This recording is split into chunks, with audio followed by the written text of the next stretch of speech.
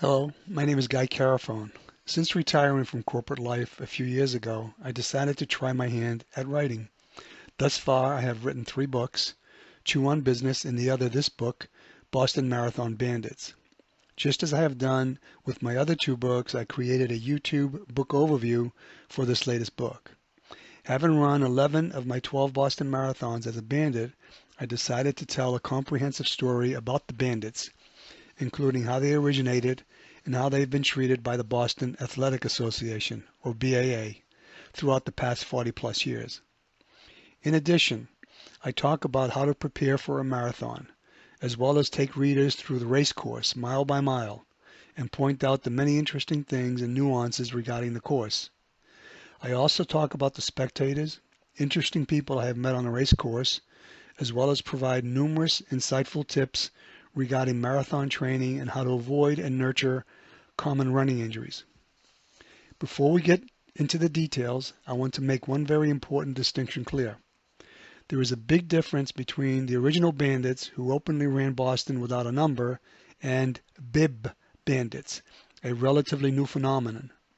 In my opinion, the latter are truly illegals because they reproduce race numbers that have been assigned to legitimate runners, which causes confusion and a host of other problems for those runners that have rightfully owned those numbers. Unlike my attitude regarding the original bandits, which I am proudly one, I do not condone bid bandits. All that said, let's begin our chapter by chapter overview. Chapter 1 is titled, Who Are Those Boston Marathon Bandits? The book starts out with a little history about the Boston Marathon. I point out that by 1969, the marathon had grown to 1,342 participants, at which point the BAA, the marathon host, became concerned that some of the narrow streets on the race course would not be able to handle the future growth in runners. Therefore, in 1970, the BAA instituted stringent qualifying times. As a direct result of those qualifying times, bandits came into being in 1970. Simply put, bandits were runners that could not meet the stringent qualifying times. Thereafter, I talk about how unqualified runners can run Boston. First, as a bandit. Again, original bandits are very different from the new bib bandits. Second, they can run for charity. However, most charity organizations have a fundraising minimum of $5,000, which is not easy for a runner to raise that much money. And third, some lucky few receive BAA donated numbers such as big corporate sponsors. The second chapter talks about how the BAA has historically treated bandits. Although the BAA has increasingly discouraged bandits from participating in the marathon throughout the past 40 plus years history, they have largely turned a blind eye to the bandits. However, after the 2013 Boston Marathon bombing, the BAA took definitive action to prohibit bandits from running future marathons. Nonetheless, throughout the years, bandits were treated with dignity and respect by the BAA as well as the officials and volunteers on the course. Afterwards, I get into a few details regarding access bandits had to BAA-provided services, including water and Gatorade stations set up throughout the race course, mobile medical stations throughout the race course, energy bars, fluid, Mylar blanket, and any required medical assistance that the bandits may have needed at the finish line. Lastly, I talk about some related personal experience as I do in each of the chapters. Chapter 3 is titled The Boston Marathon Course and Spectators. This chapter starts out with a brief discussion regarding potential weather conditions on Patriots' Day, the day that the Boston Marathon is run. Next, I talk about the 26.2-mile journey, including some of the race course nuances and challenges. Along the mile-by-mile journey, I also talk about the spectators, specifically spectator density at various points on the race course, as well as their participation in the race. Chapter 4 is titled How I Got Hooked on Running Boston. I started running seriously back in 1978.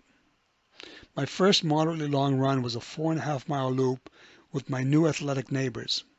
Before that, I ran a maximum distance of 2.5 miles or so.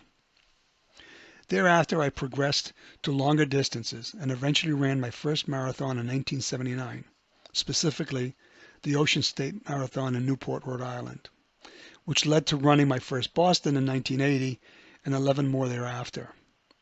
At the end of the chapter, I talk about something most distance runners benefit, specifically the natural ability to maintain a desirable weight. Chapter 5 is titled Race Day Preparation. In this chapter, I talk about what I have typically done on race day, starting with that first cup of coffee, followed by transportation to Hopkinton and our standing meeting place, Barbara's house, our incredibly gracious host, followed by our walk to the starting line and carefully selecting a position in the starting queue. As bandits, our biggest concern was getting pulled out by race officials. I wrap up this chapter with a discussion regarding some recommended do's and don'ts and a few personal anecdotal stories. Chapter 6 is titled Running the Boston Marathon. In this chapter, I talk about some of my Boston marathons, in particular my disastrous 1985 run. I also talk about a bad decision I made to run Boston one year in tube socks, which was a big mistake. I close out the chapter by discussing what competitive marathon means to different runners. For few, it means running to win. For most others, it either means beating their personal best time or simply completing the marathon. Chapter 7 is titled Notable Runners I Encountered on the Course. I start out by talking about the incredible Alberto Salazar and Dick Beardsley 1982 duel in the sun, plus some other close finishes. Although I did not witness the duel firsthand, I did watch the recorded broadcast and the YouTube video several times. Next, I talk about running next to the famous Johnny Kelly and Team Hoyt. That would be Dick Hoyt and his son Rick. I also talk about seeing former Boston Mayor Ray Flynn and Police Commissioner Mickey Roach run by me in Wellesley while I was stretching out calf muscle cramps on the side of the road. And finally, I talk about the dressed-up superheroes and other characters that run Boston each year. I also tell a story about a shirtless guy who ran the race backwards. Chapter 8 is titled My Training. In this chapter, I talk about training with comrades during the first 20 years of my running history. I talk about the individuals I ran most miles together, including the so-called rabbits. And lastly, I talk about the training workouts we did, including speed and long distance training, latter of course for marathons.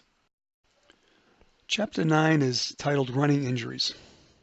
You name it, I've had the running injury, which is true for most long distance runners like myself who have clocked as many miles as I have, 70,000 life to date.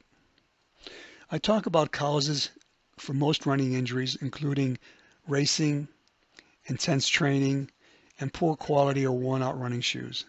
That said, good running shoes is a must.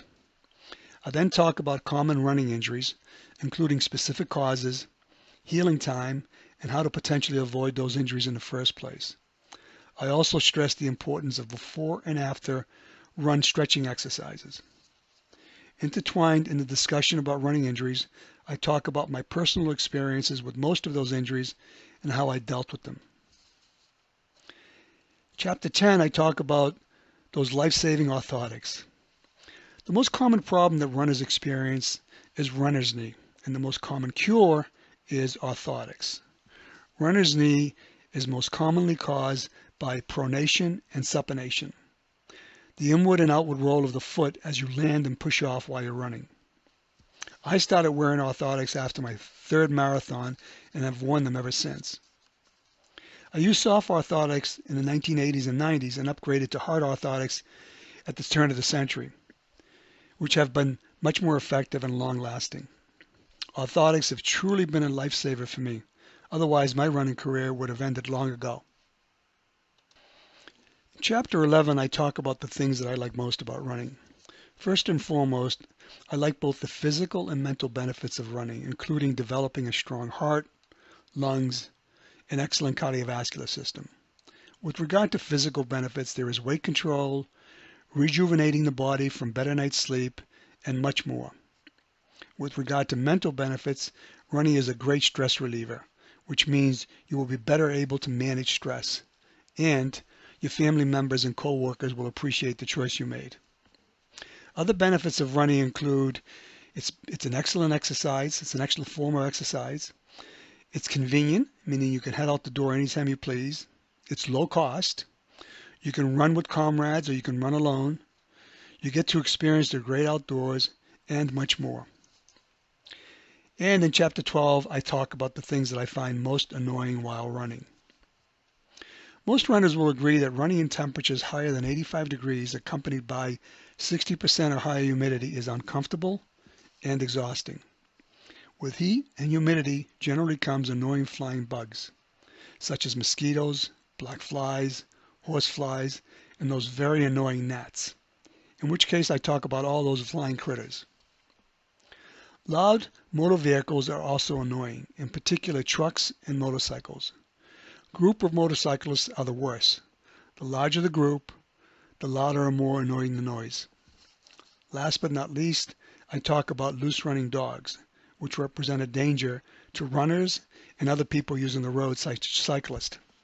I also point out that this particular problem has gotten better with more dog owners installing invisible dog fences around their yard. In the last chapter, I talk about why so many people are enamored with Boston. So much history has been made over the past 121 Boston Marathons. The number of participants has grown from 18 runners in 1897 to over 30,000 participants in 2017. The number of spectators on the race course has reportedly grown to over 1 million in 2017. There have been several unforgettable Boston Marathon finishes, including Johnny Kelly and Tarzan Brown's famous 1936 run, and Alberto Salazar and Dick Beardsley's 1982 Duel in the Sun, and much more. And of course, there was the year that Rosie Ruiz stole the race from Jacqueline Garreau in 1980, which was a regrettable spectacle. Also, there was the unforgettable 2013 bombing at the finish line, which killed 3 people and injured 264 others. Justice was subsequently served on the 2 brothers responsible for the bombing. Throughout its history, the Boston Marathon has attracted many of the world's best runners. Also, Boston is the oldest and unquestionably one of the most prestigious major marathons in the world. For many, running Boston represents the thrill of a lifetime, no matter if they did it as a registered runner or an original bandit, not bib bandit. I'd like to close out by stating that this book is available on Amazon.com in both ebook and paperback format, so please check it out. For more information about my books, check out my website, beantownpublishing.com. Thank you very much for your time.